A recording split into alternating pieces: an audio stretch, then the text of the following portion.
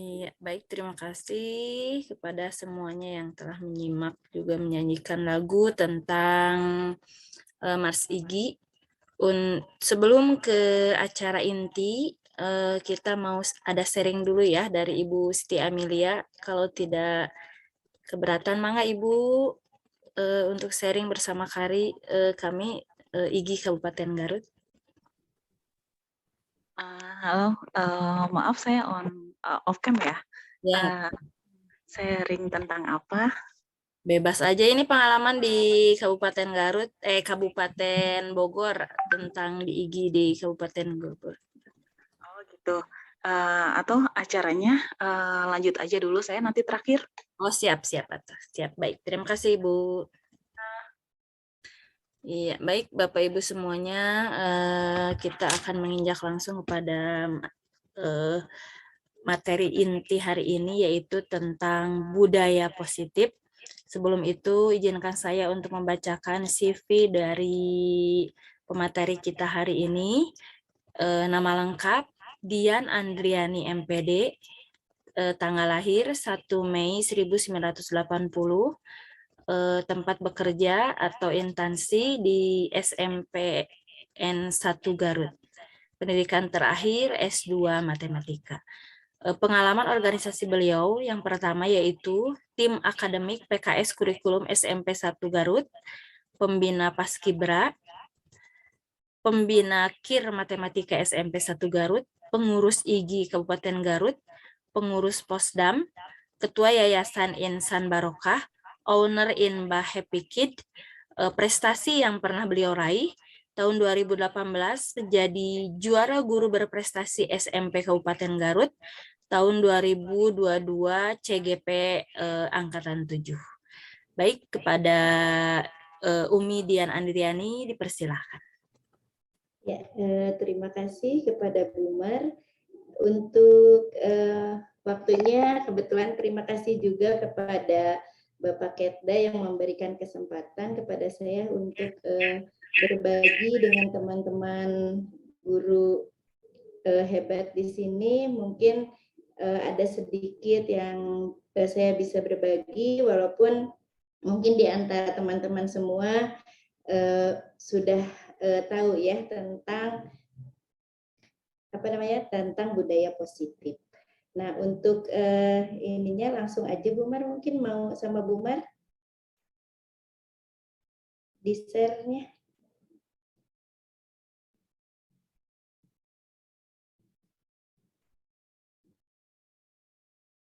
Atau sama Umi.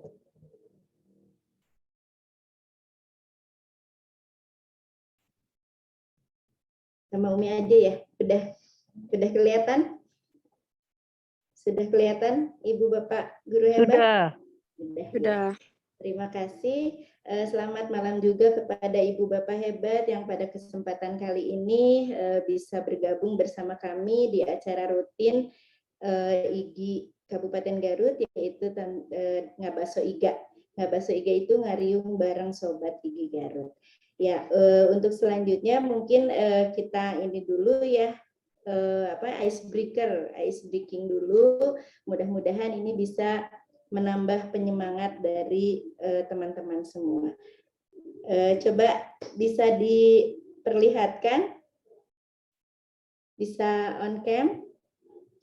Oke, kalau misalkan saya bilang panjang, berarti ini pendek.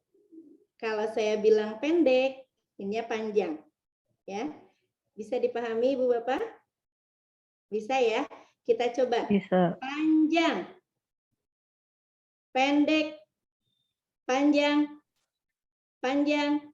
Panjang. Pendek. Panjang. Kelihatan nggak?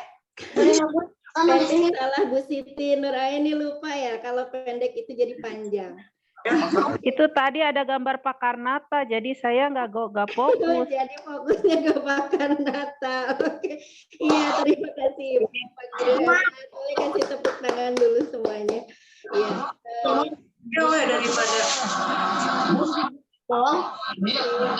Kita lanjutkan saja ya untuk kesempatan kali ini saya akan coba men-sharekan langsung yaitu tentang budaya positif.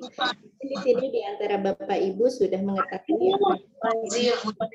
budaya positif yang tentunya kita bisa menerapkannya di lingkungan sekolah kita sendiri. Ya, terima kasih Pak Karnata bisa bergabung sambil makan malam juga nggak. Iya, di unmute Pak.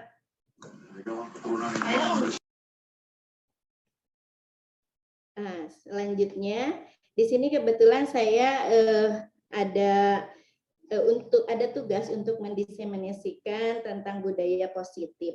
Adapun tujuannya yaitu guru dapat memahami konsep budaya positif berdasarkan pada nilai-nilai kebajikan universal berdasarkan filosofis Ki Hajar Dewantara dan profil pelajar Pancasila. Guru dapat memahami konsep makna disiplin, keyakinan kelas, hukuman dan penghargaan, 5 kebutuhan manusia, restitusi dengan 5 posisi kontrol guru, serta segitiga restitusi dan menerapkannya dalam ekosistem sekolah aman dan berpihak pada murid. Nah, selanjutnya, di sini apa yang melatar belakangi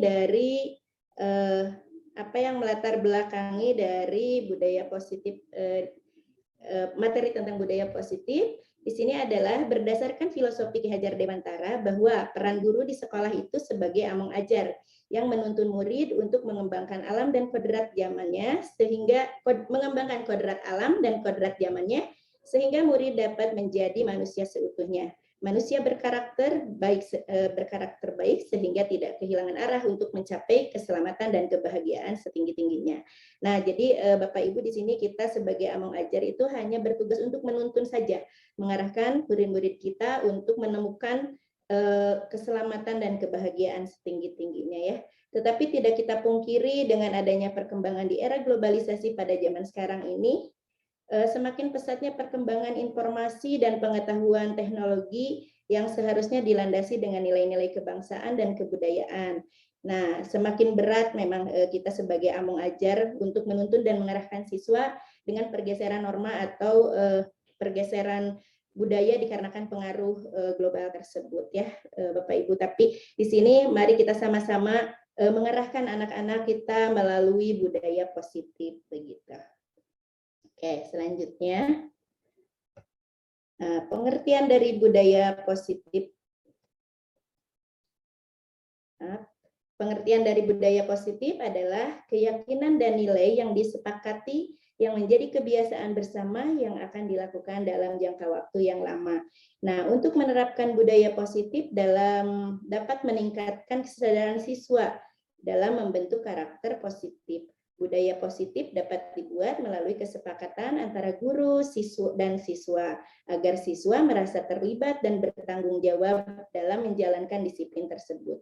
Nah, kesepakatan ini disebut dengan keyakinan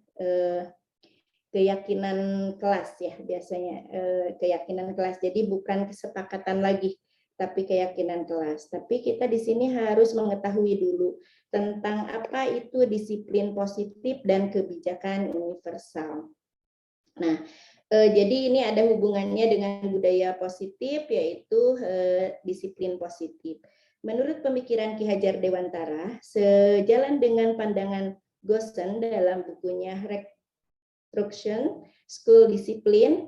Nah, terus di sini Diana menyatakan bahwa arti dari kata disiplin berasal dari bahasa Latin, yaitu discipline, yang artinya belajar, dan murid itu sebagai pengikutnya. Nah, untuk menjadi seorang murid, seseorang harus paham betul alasan mengapa mereka mengikuti suatu ajaran tertentu, sehingga motivasi yang terbangun adalah motivasi intrinsik bukan ekstrinsik. Jadi di sini siswa itu menyadari dari dirinya sendiri, jadi dari dalam dirinya sendiri, tidak ada paksaan dari luar untuk mengikuti disiplin positif ini. Nah, gitu, lanjut. Nah, jadi di sini disiplin yang dimaksud adalah disiplin diri yang memiliki motivasi intrinsik. Nah, sebagai pendidik, tujuan kita adalah menciptakan anak-anak yang memiliki disiplin diri, sehingga mereka bisa berperilaku dengan mengacu pada nilai-nilai kebajikan universal yang memiliki motivasi intrinsik, bukan ekstrinsik. Seperti halnya tadi, bahwa untuk mendisiplinkan itu, mendisiplinkan dulu diri sendiri. Jadi untuk melakukan sesuatu ada rasa tanggung jawab dari dirinya sendiri, tidak tergantung pada orang lain gitu ya, motivasi luar, motivasi ekstrinsik, tapi kita utamakan bahwasanya tanamkan bahwa hal itu adalah merupakan kesadaran dari diri siswa itu sendiri. Nah, di sini mengajarkan nilai-nilai kebajikan merupakan kunci yang perlu diajarkan kepada murid-murid kita. Menurut Diane Gossen 1998 berpendapat bahwa bila kita ingin menumbuhkan motivasi intrinsik dari dalam diri seseorang, maka tumbuhkanlah pemahaman terhadap nilai-nilai kebajikan universal. Nah, apa yang dimaksud dengan kebajikan universal? Kebajikan universal itu adalah kebajikan di mana tidak melihat suku, agama, atau ras, atau bahasa, tetapi kebajikan yang berlaku secara keseluruhan. Contohnya pada saat ini kita mengenal tentang profil pelajar Pancasila. Nah, pada profil pelajar Pancasila di sini ada nilai-nilai kebajikan yang perlu kita pahami, yaitu beriman, bertakwa kepada Tuhan Yang Maha Esa, mandiri, bernalar kritis, berkebinekaan global, bergotong royong, dan kreatif. Selanjutnya, nah di sini ada teori motivasi perilaku manusia. Nah, teori motivasi perilaku manusia ini masuknya kemana? Nomor 1, contohnya misalnya, untuk menghindari ketidaknyamanan atau hukuman, apa yang akan terjadi apabila saya tidak melakukannya? Jadi kalau misalkan contohnya misalkan begini, harus masuk sekolah itu harus tepat waktu, jam 7 harus sudah ada di sekolah misalkan. Nah, karena misalkan dari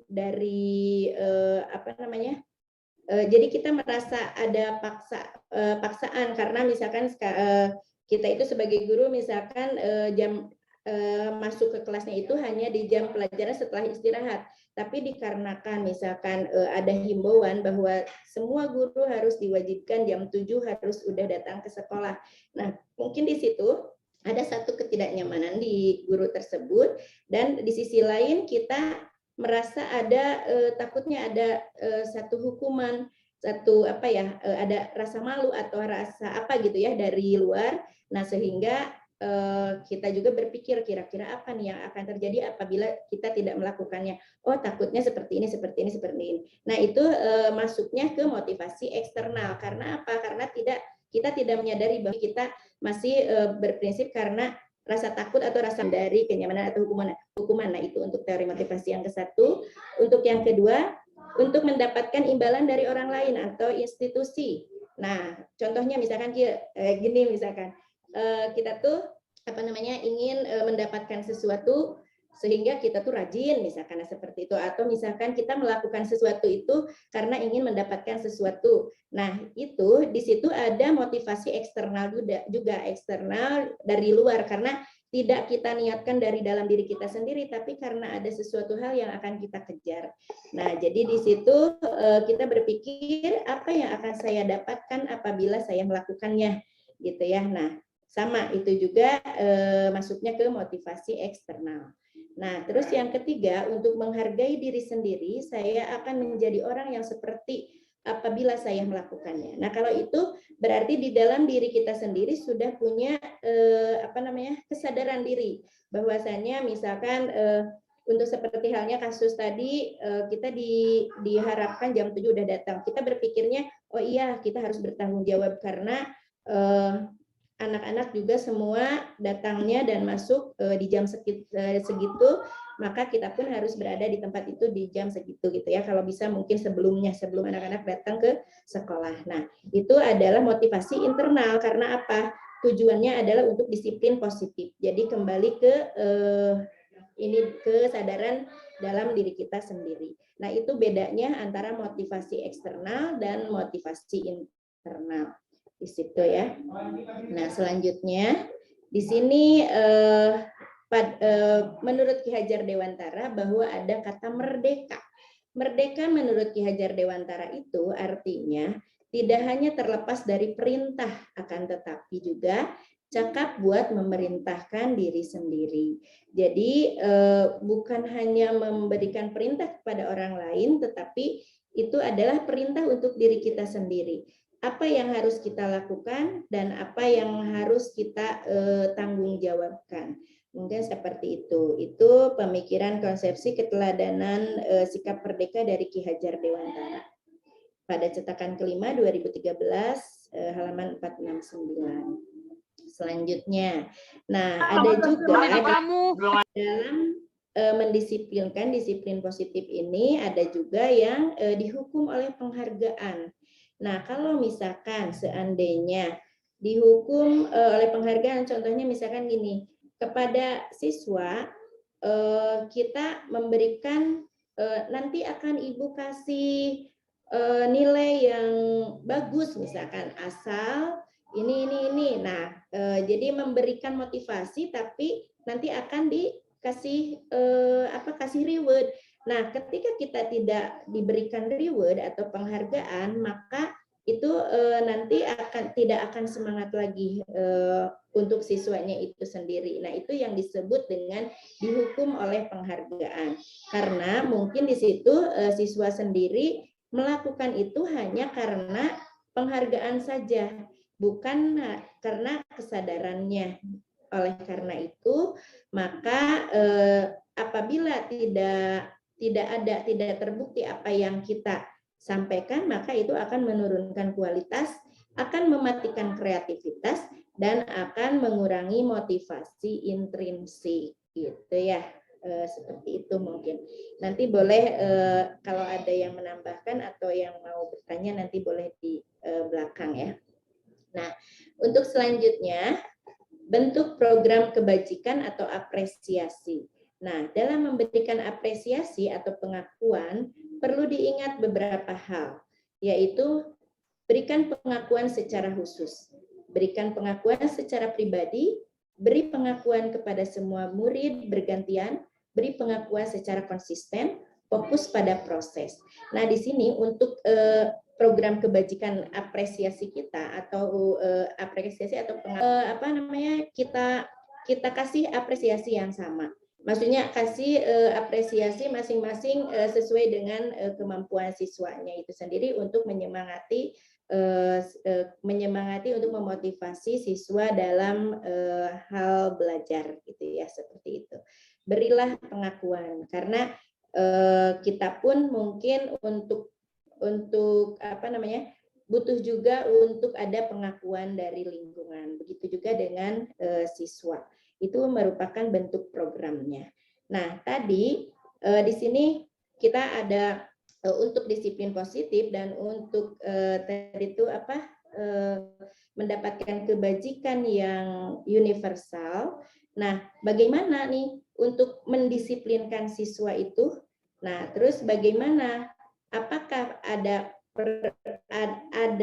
hukuman dan konsekuensi?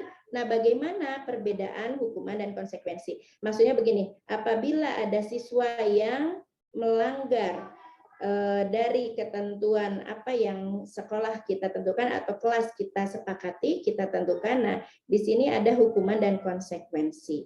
Nah, bagaimana perbedaan hukuman dan sesuatu yang menyakitkan harus terjadi? Konsekuensi adalah sesuatu yang harus terjadi. Anak itu dalam pelajaran olahraga misalkan ya, anak itu datang telat. Tiba-tiba ketika anak itu datang telat, maka langsung sama bapak gurunya atau ibu gurunya langsung dimarahi dan disuruh untuk berkeliling mengelilingi lapangan. Contoh kasus seperti itu adalah hukuman. Karena apa disebut hukuman? Karena di situ membuat anak itu sakit, baik fisik maupun hati untuk jangka waktu yang lama, nanti akan teringat-ingat. Nanti ada kemungkinan anak pun akan membenci tentang kedisiplinan untuk mendisiplinkan siswa agar siswa itu tidak telat lagi untuk siswa untuk memakai baju olahraga, tapi ternyata ini tidak memakai baju olahraga, maka dihukum untuk mengelilingi 7 kali lapangan misalkan ya contohnya. Nah di sini mungkin ada kemungkinan anak membenci kedisiplinan karena di situ anak tidak merasa terpaksa, merasa ada paksaan untuk melakukan hukuman tersebut. Terus bisa juga mendorong anak menyakiti diri sendiri. Maksudnya menyakiti sendiri, menyalahkan diri sendiri. Oh iya, kenapa ya saya kok bisa seperti ini sama bapak guru, padahal bapak gurunya dekat sama saya, tapi kenapa bapak guru seperti itu kepada saya? Nah bisa saja mungkin seperti itu. Mungkin juga di situ ada konsep diri yang buruk nanti ke depannya dan anak belajar untuk menyembunyikan kesalahan. Ada juga mungkin nanti ada anak itu jadi untuk karena misalkan tidak membawa kaos padahal hadir di kelas, tapi karena takut mendapatkan hukuman sehingga anak itu bolos untuk tidak masuk ke lapangan, contoh misalkan ya untuk satu kasus seperti itu. Terus anak pun akan marah, ada rasa bersalah, dipermalukan, dan merasa tidak dihargai. Nah, apa bedanya hukuman dengan konsekuensi? Kalau tadi hukuman ini sendiri, karena pada saat itu juga secara spontanitas guru memberikan hukuman seperti itu, mengelilingi lapangan. Tapi kalau misalkan konsekuensi itu adalah sesuatu yang harus terjadi. Jadi anak itu sendiri sudah tahu apa konsekuensinya, misalkan apabila telat dalam pelajaran olahraga, anak telat masuk lapangan, atau misalkan anak tidak memakai baju kaos olahraga. Nah, nanti itu dari awal itu sudah ada kesepakatan bahwasannya ada kesepakatan antara siswa dengan guru bahwasannya kalau misalkan ada yang tidak mengikuti aturan maka konsekuensinya akan seperti ini. Nah, kalau misalkan pada konsekuensi ini terjadi, maka siswa itu sudah mengetahui bahwa apabila melanggarnya akan ada sesuatu yang harus terjadi. Nah, di sini membuat anak merasa tidak nyaman juga dalam jangka waktu yang pendek. Kalau tadi hukuman mungkin dalam jangka waktu yang lama.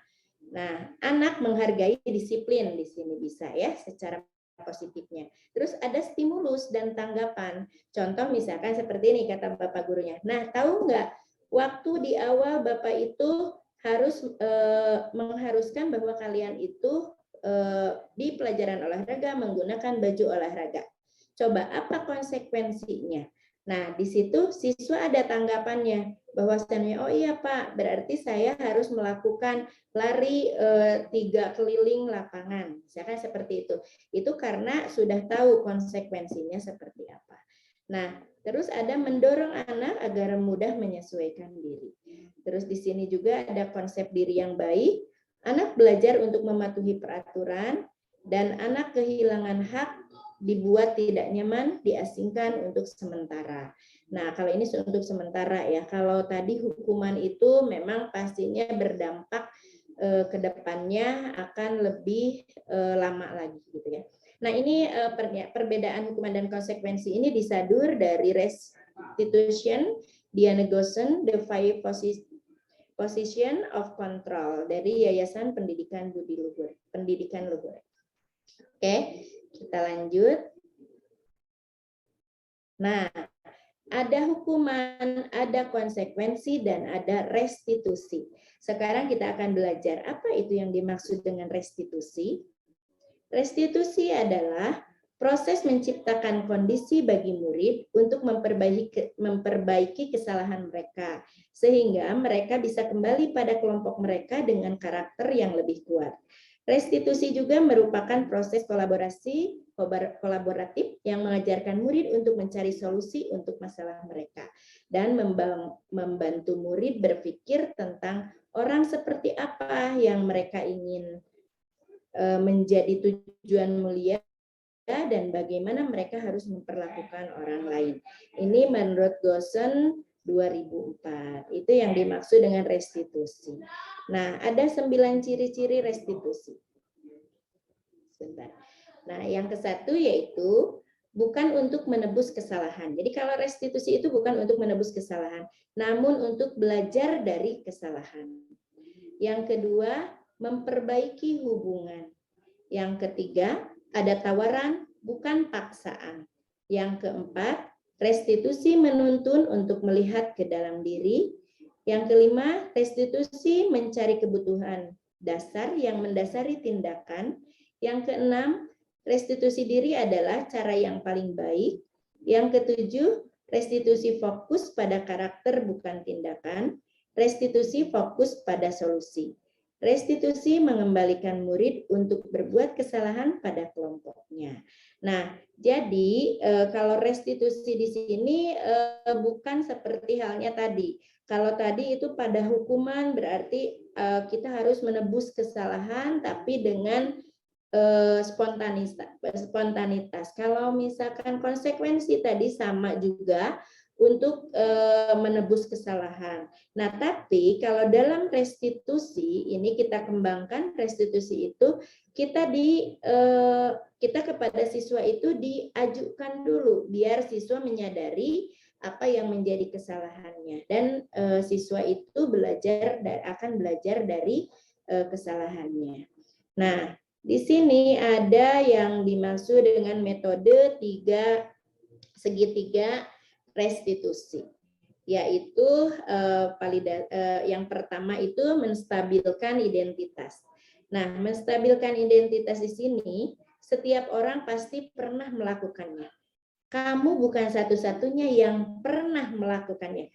Contoh misalnya pada kasus waktu kemarin saya membuat sebuah video pendek dengan kasus bahwa siswa itu mencoret-coret meja atau mencoret-coret tembok ya seperti itu.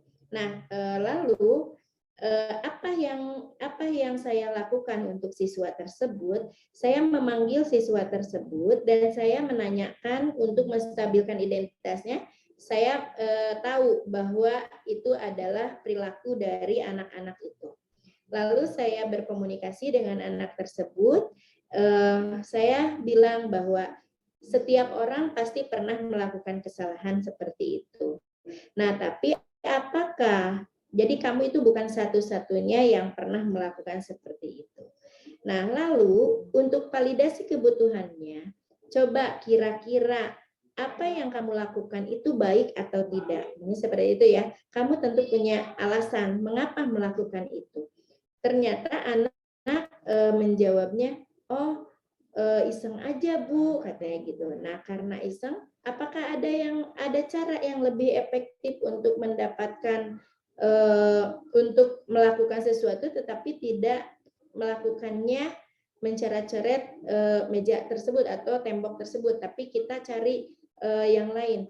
Oh iya Bu, ada. Jadi di situ siswa tidak merasa disalahkan, tetapi siswa menyadari, oh iya ya, yang saya lakukan itu tadi salah. Sebenarnya yang seharusnya dicoret-coret itu bukan bangku. Nah, terus saya gali lagi dari siswa, apakah itu akan berdampak ke depannya seperti apa? Oh iya Bu, kalau coret-coret seperti itu, nanti lingkungannya tidak akan bersih lagi.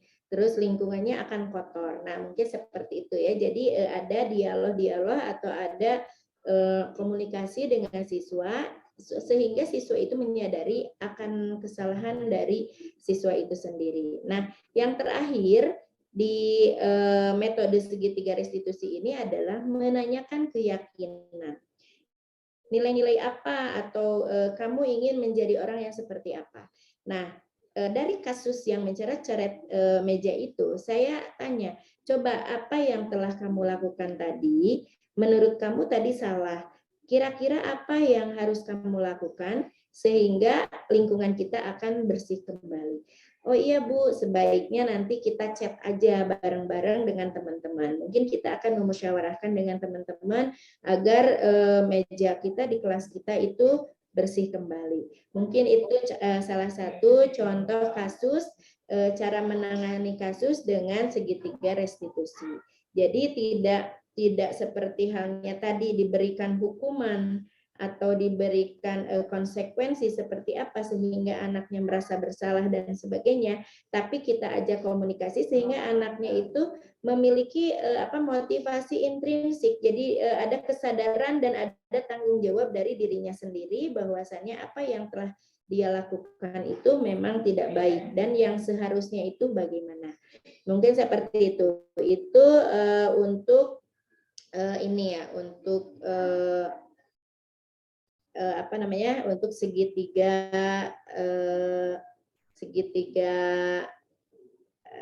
restitusi tadi ya. Nah, di sini ini. Sebentar. Nah, di sini ya ada menstabilkan identitas. Saya akan menjelaskan kembali di sini untuk membuat anak yang merasa gagal karena berbuat salah menjadi positif terhadap dirinya. Jadi di sini menstabilkan identitas itu jadi biar anak itu tidak merasa gagal, tidak merasa salah, tapi kita arahkan sehingga anak itu menjadi positif terhadap dirinya. Contoh halnya di sini guru berkata, berbuat salah itu hal yang manusiawi. Tidak ada manusia yang sempurna. Bapak Ibu juga pernah berbuat salah, mungkin bisa dengan seperti itu. Kata pasti bisa menyelesaikan permasalahan ini, itu bisa digunakan juga untuk mengkomunikasikannya dengan siswa. Bapak tidak tertarik atau Ibu tidak tertarik untuk mencari tahu siapa yang benar dan siapa yang salah. Itu juga bisa digunakan dan bisa juga digunakan dengan Ibu lebih tertarik dengan menyelesaikan masalah kalau kamu menyalahkan diri. Nah, menyelesaikan masalah seperti itu. Jadi nanti siswa pun akan berpikir, oh iya, saya tidak disalahkan, tetapi saya harus menyelesaikan apa yang telah saya lakukan. Nah, kalau kamu menyalahkan diri sendiri terus-menerus, apakah kamu bersikap baik pada dirimu sendiri? Mungkin bisa seperti itu juga ya. Itu untuk mengkomunikasikan berkata-kata untuk menstabilkan identitas sehingga anak tidak merasa gagal karena sudah berbuat salah tetapi akan menjadi positif terhadap dirinya sendiri. Nah, terus yang kedua ada validasi kebutuhan. Di sini akan membantu murid mengenali basic need atau kebutuhan dasar yang ingin dipenuhi ketika melakukan kesalahan itu. Pada dasarnya setiap tindakan manusia tujuannya adalah memenuhi kebutuhan dasar, apakah itu penguasaan, kebebasan, kasih sayang, dan rasa terima, kesenangan, atau bertahan hidup. Karena di sini nanti akan saya sedikit bahas tentang 5 kebutuhan manusia. Jadi kenapa terjadi kasus, kenapa terjadi hal-hal yang tidak diinginkan, karena mungkin itu tidak terpenuhi kebutuhannya. Mungkin nanti akan saya jelaskan kembali. Ini kita kembali ke validasi kebutuhan dari segitiga restitusi ya. Bisa saja juga bisa dengan guru berkata seperti ini. Ini divalidasi kebutuhan setelah tadi menstabilkan identitas ya. Kamu bisa saja akan melakukan hal yang lebih buruk, tapi kamu tidak melakukannya kan? Kamu pasti punya alasan mengapa melakukannya. Apa yang penting bagi kamu? Kamu boleh tetap berusaha menjaga sikap itu, tapi tambahkan sikap yang lain, yang baru. Atau maukah kamu belajar cara lain untuk mendapatkan yang kamu butuhkan tanpa harus memukul? Itu mungkin kasusnya ini ya, bertengkar dengan memukul mungkin ya di situ. Nah, itu bisa digunakan kata-kata itu. Apakah kamu bisa melakukan dengan lebih baik besok lagi? Nah, mungkin itu juga bisa digunakan untuk validasi kebutuhan. Nah, selanjutnya di sini ada menanyakan keyakinan. Ini di segitiga terakhir ya. Anak melihat kesalahannya dihubungkan dengan norma sosial dan nilai-nilai yang mendasari manusia berinteraksi dengan orang lain. Di sini guru bisa berkata, apa nilai yang kita percaya di kelas atau di sekolah kita? Nilai-nilai universal apa yang telah kita sepakati? Kelas yang ideal itu seperti apa sih? Nah, seperti halnya tadi ya, itu kejadiannya di kelas. Jadi kita bisa menggunakan bahasa seperti ini. Kelas yang ideal itu seperti apa sih? Nanti mungkin siswa pun menyadari, oh iya, bahwa kelas kita itu harus bersih, kelas kita itu harus rapi, di kelas itu harus tertib, tapi itu berdasarkan dari kesadaran dirinya sendiri, gitu, seperti itu. Nah, terus kamu ingin jadi anak seperti apa? Apa yang kamu rasakan ketika kamu melakukan itu? Kamu menjadi orang yang seperti apa? Nah, itu untuk menanyakan keyakinan dan guru, contoh perkataan guru kepada siswa dengan menggunakan segitiga restitusi tadi ya, seperti itu. Nah, tadi ada 5 kebutuhan manusia. Nah, kebutuhan dasar manusia. Nah, jadi di sini, nah ada budaya positif ya.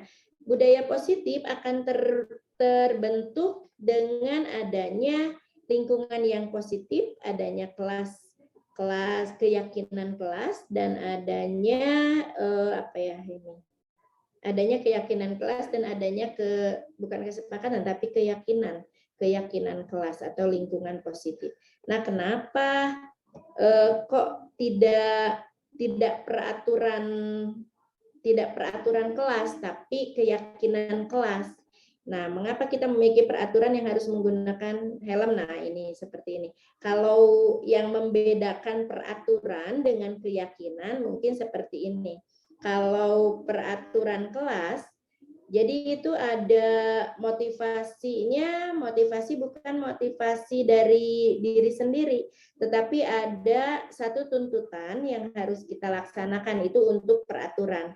Tapi kalau untuk keyakinan, itu adalah berdasarkan kesepakatan. Kalau kesepakatan kelas atau keyakinan kelas, nah itu berdasarkan dari dirinya sendiri. Di sini saya men-sharekan ada 2 perbedaan antara kesepakatan kelas dengan keyakinan kelas ya. Ini kesepakatan kelas dan keyakinan kelas harusnya yang seperti ini.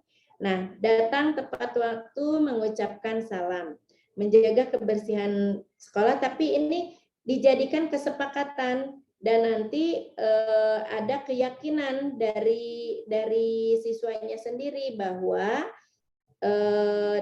nah, seperti halnya ini, kami guru dan murid yang saling menyayangi. Jadi tidak sayangilah teman-teman, tapi ada kata kami dan kami guru dan murid yang saling menyayangi. Kami murid yang semangat belajar. Kami murid yang peduli dengan teman-teman. Mungkin itu, nah itu keyakinan kelas itu. Jadi berdasarkan motivasi intrinsik tadi ya, yang saya jelaskan di awal tadi. Nah, selanjutnya tadi itu akan saya bahas tentang kebutuhan dasar manusia. Di sini semua orang mempunyai 5 kebutuhan dasar, yaitu dalam mempertahankan hidupnya, kita membutuhkan rasa kasih sayang dan rasa diterima.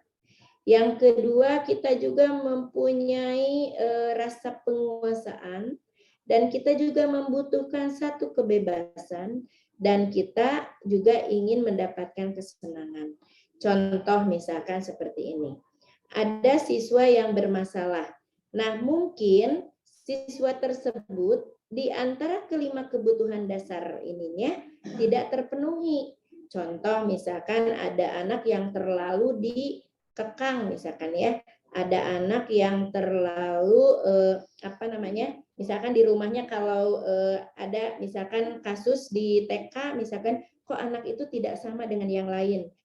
Contohnya seperti halnya kemarin ada pembahasan tentang itu, tentang perkembangan anak. Ternyata anak saya itu di kelas 3 SD baru bisa baru bisa membaca. Nah, kenapa hal itu terjadi? Karena saya menyadari bahwa saya tidak memberikan kebebasan kepada anak saya untuk bereksplorasi, karena saya ketakutan anak saya itu terluka, karena saya ketakutan, jadi terlalu protektif sehingga ada kasus yang terjadi, ada keterlambatan yang terjadi pada anak tersebut. Nah, terus mungkin di usianya SMP bisa saja ada kasus misalkan anak itu yang yang suka cari perhatian, atau misalkan ada yang kasusnya itu dalam belajarnya itu kurang semangat, kurang termotivasi. Nah, mungkin di situ kita tidak bisa menjudge bahwa anak itu malas atau anak itu tidak, tapi kita lihat apa kira-kira kebutuhan dasar yang anak itu yang anak itu butuhkan, seperti itu. Nah, di sini ada kasih sayang misalkan dan rasa diterima, jadi anak itu merasa bahwa dia itu tidak mendapatkan kasih sayang, atau misalkan dia itu merasa tidak diterima di kelasnya oleh teman-temannya sehingga dia jadi malas untuk sekolah, misalkan seperti itu. Kali untuk hal tersebut, tetapi kalau seandainya semua kebutuhan ini terpenuhi, insya Allah kita akan bisa mengurangi permasalahan-permasalahan yang ada di sekolah gitu ya, permasalahan-permasalahan anak yang ada di sekolah. Nah, seperti itu. Nah, di sini ada peran kontrol dari guru. Peran kontrol dari guru di sini ada misalkan ada pembuat orang merasa bersalah.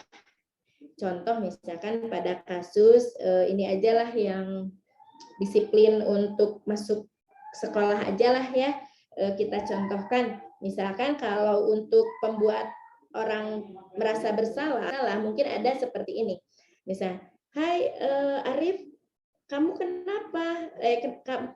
kenapa kesiangan lagi? Saya kecewa sekali sama kamu. Nah, seperti itu. Jadi si Arifnya itu sendiri membuat dirinya itu bersalah. Oh, saya membuat kecewa si ibu. Jadi maaf ya Bu. Nah, itu jadi sampai si Arifnya itu merasa dia bersalah dengan keterlambatannya ke sekolah. Terus ada juga yang penghukum. Contoh misalkan seperti ini. Adi, kamu kesiangan lagi. Kenapa sih kamu tidak pernah benar? Kenapa sih kamu selalu aja kesiangan? Ayo kalau begitu misalkan bersihkan tuh WC, misalkan seperti itu, sebagai guru, sebagai penghukum. Nah, kalau sekarang itu mungkin jarang ya Ibu Bapak untuk Ibu Bapak guru untuk menjadi penghukum. Nah, terus di sini ada juga sebagai teman. Nah, kalau sebagai teman, kalau sekarang memang anak-anak itu apalagi usia SMP ya yang saya rasakan, memang kita itu bisa masuk pendapat kita itu kepada anak tersebut apabila anak itu dijadikan teman oleh kita. Contoh misalkan dari kasus tadi itu si Arif yang kesiangan. Jadi, Arif, sini sebentar, kenapa kamu kesiangan? Ayolah, lakukan demi ibu, atau ayo lakukan demi bapak. Kamu jangan kesiangan lagi ya. Soalnya misalkan konsekuensinya kalau kesiangan nanti kamu begini. Iya Bu, siap Bu. Paling seperti itu ya jawabannya. Beda lagi tadi jawabannya dengan yang pertama, ya maaf Bu, itu merasa bersalah kan. Terus yang kedua, mungkin saja karena dihukum, anak itu merasa kecewa atau marah. Nah, kalau menjadi teman, ya mungkin saja jawabannya, oke Bu, siap Bu, mungkin bisa juga seperti itu ya. Nah, ada lagi, peran kontrol itu sebagai pemantau. Nah, kalau sebagai pemantau, contoh misalnya gini, pemantau misalnya seperti ini, Arif, coba kesini sebentar Arif. Oh iya, Arif kesiangan lagi ya. Ya udah, berarti ini Arif kesiangannya udah 2 kali. Ya udah, silakan untuk masuk. Nah, jadi hanya memantau saja, tidak ada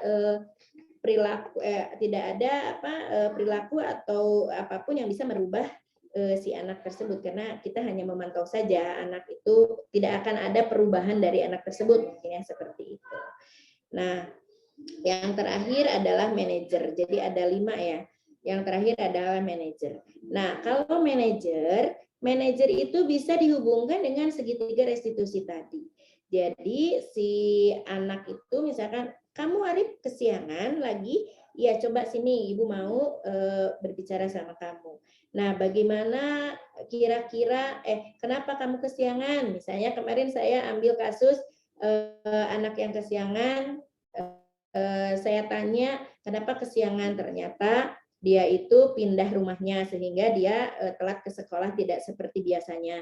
Nah, terus kalau sebagai manajer kita memberikan apa ya untuk menyelesaikan untuk solusi permasalahannya. Jadi bagi kesiangan lagi. Mungkin seperti itu, nanti anak itu sendiri akan menyadari akan tanggung jawabnya dari dalam dirinya sendiri, dan dia pun mungkin akan mencari dan mendapatkan solusinya bagaimana agar tidak mengulangi indisiplin tersebut.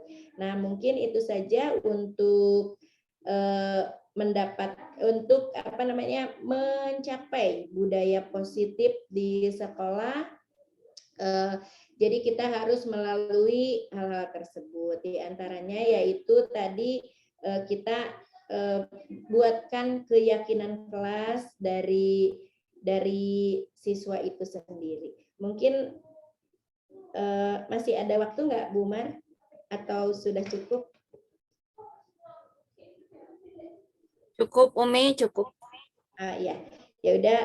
Mungkin itu saja yang bisa saya sampaikan untuk materi budaya positif. Mudah-mudahan Ibu dan Bapak Guru bisa menerapkan budaya positif di sekolahnya, dan mudah-mudahan Ibu Bapak Guru juga bisa berkolaborasi dengan teman-teman yang lain untuk memecahkan permasalahan dan untuk menerapkan budaya positif, disiplin positif, dan mendapatkan anak-anak semuanya atau misalkan guru itu sendiri bisa bertanggung jawab berdasarkan dari rasa tanggung jawabnya sendiri dari motivasi intrinsik tadi. Mungkin seperti itu saja. Adapun kekurangannya saya mohon maaf. Mudah-mudahan teman-teman semua bisa bisa mencari kembali informasi-informasi tentang budaya positif. Mungkin seperti itu saja. Terima kasih. Wassalamualaikum warahmatullahi wabarakatuh. Mangga Bu Mar. Baik, terima kasih jazakillah khairan kepada Umi Dian Andiriani yang telah memaparkan tentang pengetahuan tentang budaya positif. Baik, Bapak Ibu Guru, menginjak sesi selanjutnya yaitu sesi tanya jawab. Silahkan, atau sesi sharing ya, tidak harus selalu tanya jawab. Silahkan bagi Bapak Ibu yang ingin sharing atau bertanya, boleh mengacungkan tangan terlebih dahulu. Diberitahukan juga kepada Bapak Ibu semuanya untuk link absen sudah di-share di chat. Jadi boleh silahkan ya untuk presensi hari ini diisi. Insya Allah mungkin ini adalah awal kembali dari Bakso Iga dan akan diagendakan nanti rencananya itu 2 minggu sekali atau 1 bulan sekali. Jadi nanti untuk sertifikatnya paket gitu ya, ketika kita sudah mengambil beberapa jam nanti akan dikeluarkan sertifikat. Baik, Bapak Ibu silahkan mau sharing atau bertanya, mangga. Apakah ada?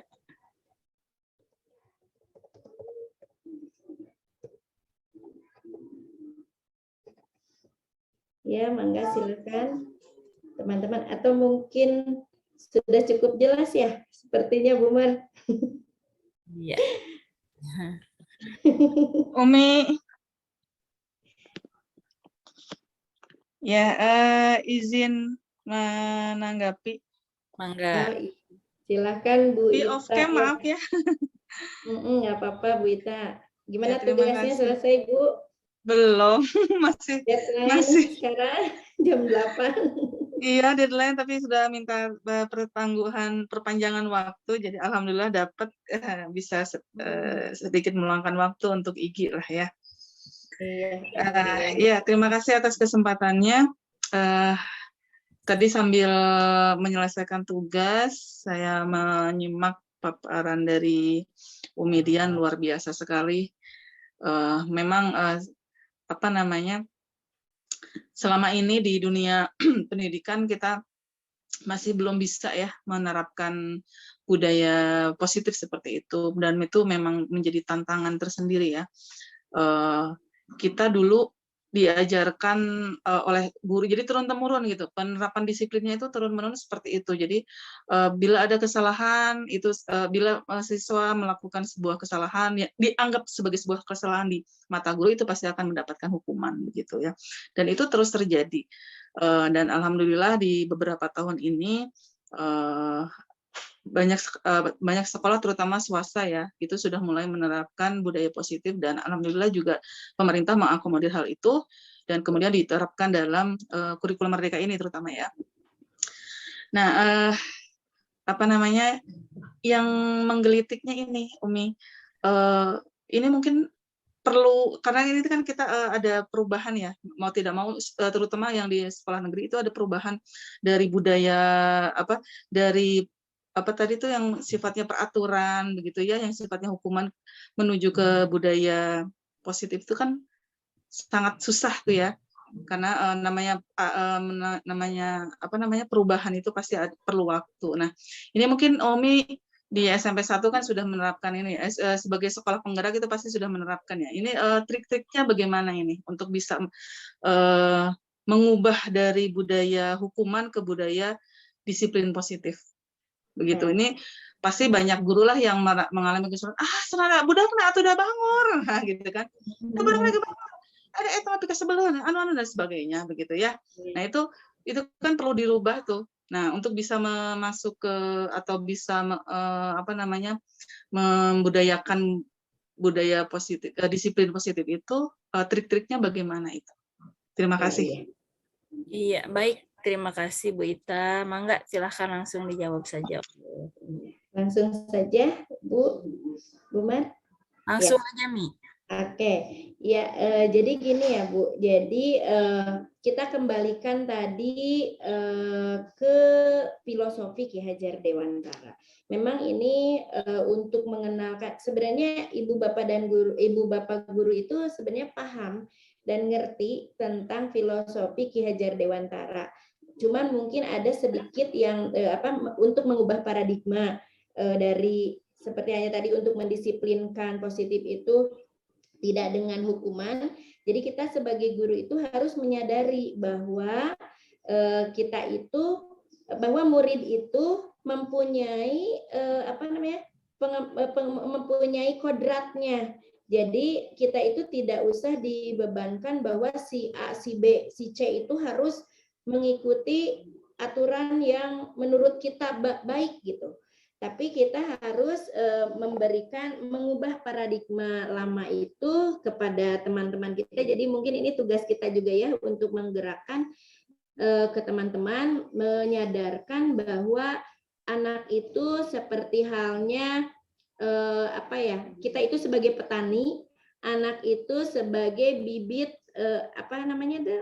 padi gitu ya, bibit padi yang hanya kita itu hanya kita itu hanya menuntun saja, karena sesuai dengan kodratnya anak itu mempunyai, pasti sudah ada alurnya gitu ya.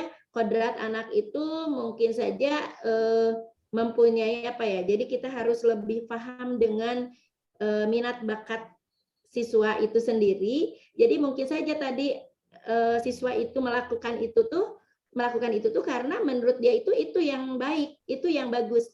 Mungkin seperti itu, grup band itu kan itu siswanya itu ini ya arogan katanya ya, kata BK-nya itu.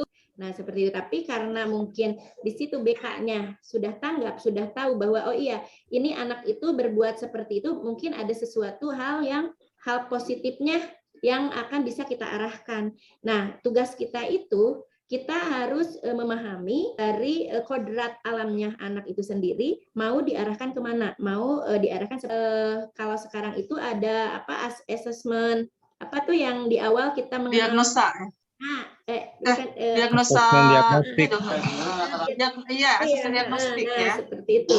Jadi memang kita itu memang harus bekerja sama dengan teman-teman guru yang lain. Kita teman-teman juga baik yang senior ataupun yang junior, ya kita ajak untuk apa namanya, untuk menyadarkan bahwa semua anak itu pasti ada sisi ini, mendisiplinkan anak itu tidak selalu harus dengan hukuman, tetapi kita bisa seperti tadi sebagai manajer bisa diajak ngobrol anaknya, coba alasannya anak seperti itu tuh apa, dia itu punya itu, kita bisa mengarahkan anak ke hal yang lebih baik lagi. Mungkin saja misalkan anak tidak mau masuk pelajaran karena anak merasa bahwa pelajaran itu nggak penting, misalkan seperti itu, karena dia itu tidak suka. Nah, bisa saja di situ kita arahkan ke anak apa sih yang dia sukain. Silakan nanti kembangkan di situ, tapi tetap saja karena di aturan ya memang itu tidak yang tadi itu ya, jangan ada aturan pemaksaan, tapi kita sadarkan bahwa anak itu tetap harus, misalkan kalau kita tuh kan tetap harus mengikuti pelajaran tersebut walaupun kita tidak suka, tapi minimalnya kita hadir di tempat itu. Seperti itu. Nah, mungkin yang lain Bu Mar mungkin bisa menambahkan. Kalau dari saya itu seperti itu, kita harus menyadari bahwa anak itu mempunyai kodrat alamnya gitu.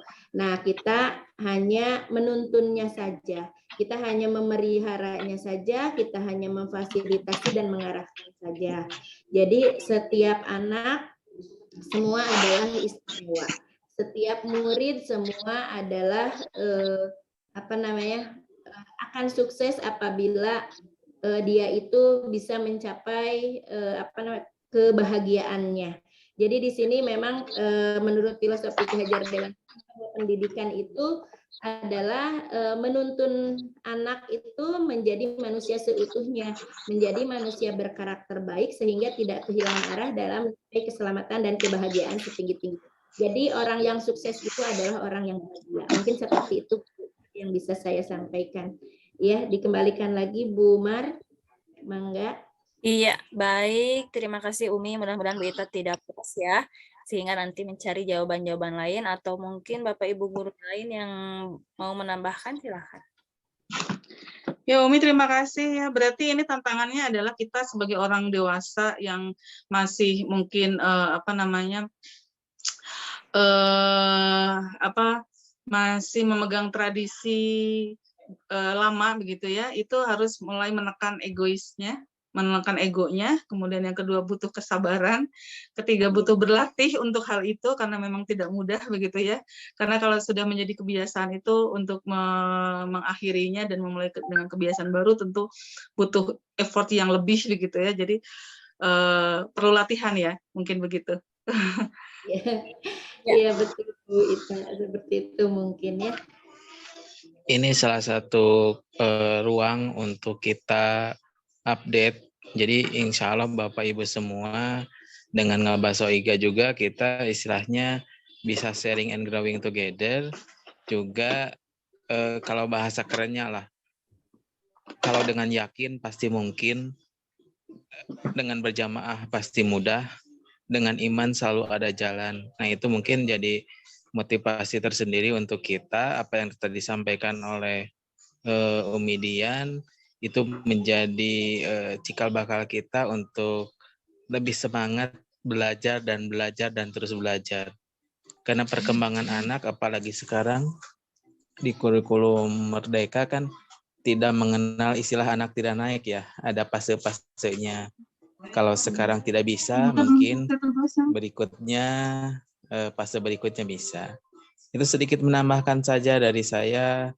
Terima kasih dan kasih kesempatan buat Ibu Siti Amalia. Tadi kan mau di akhir katanya. Iya, Takutnya betul. lupa. Terima kasih. Assalamualaikum. Nah, tambahannya. Boleh Ibu Siti dulu, silakan mau bertanya atau sharing. Bismillahirrahmanirrahim. Assalamualaikum warahmatullahi wabarakatuh.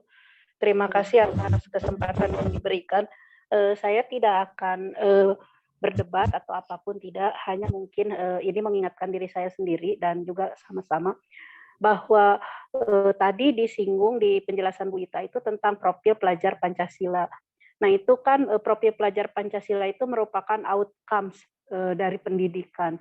buah dari pendidikan, profil pelajar Pancasila atau luaran jangka panjang. Nah, budaya positif itu juga bukan hanya mencangkup disiplin positif. Saya sepakat bahwa disiplin positif itu sangat penting, tapi ada hal-hal yang lain yang juga kita harus perhatikan sehubungan dengan budaya positif. Jadi ada kegiatan-kegiatan atau aktivitas-aktivitas yang kita budayakan di sekolah yang tujuannya adalah untuk menguatkan profil pelajar Pancasila, dan itu juga termasuk budaya positif. Memang betul, core-nya, landasan utamanya adalah disiplin positif, tapi tidak identik budaya positif itu dengan disiplin positif. Jadi mungkin bisa salah satunya diarahkan untuk mengembangkan profil pelajar Pancasila baik dalam kegiatan intrakurikuler, pembelajaran proyek maupun ekstrakurikuler. Jadi kalau kita mengacu ke profil pelajar Pancasila dengan berbagai macam kegiatan secara perlahan-lahan, diharapkan disiplin positif juga akan tumbuh dari diri siswa secara intrinsik gitu. Karena kalau dilihat dari ekskul ya, ekstrakurikuler itu kan siswa itu diberi kemerdekaan untuk memilih ekskulnya. Itu kan karakter mandiri ya, berpikir kritis. Nah, jadi tidak hanya kita ambil dari sisi disiplin, tapi mungkin dari kegiatan-kegiatan lain untuk menuju ke pelajar yang memiliki profil pelajar Pancasila. Itu mungkin tambahannya. Terima kasih. Baik, terima kasih Bu Siti yang sudah melengkapi jawaban dari Bu Median juga Ketua Daerah. Terima kasih Ibu Bapak semuanya karena berhubungan waktu. Jadi untuk sesi pertanyaan dan sharing dicukupkan sampai di sini. Menginjak ke acara selanjutnya yaitu sharing dan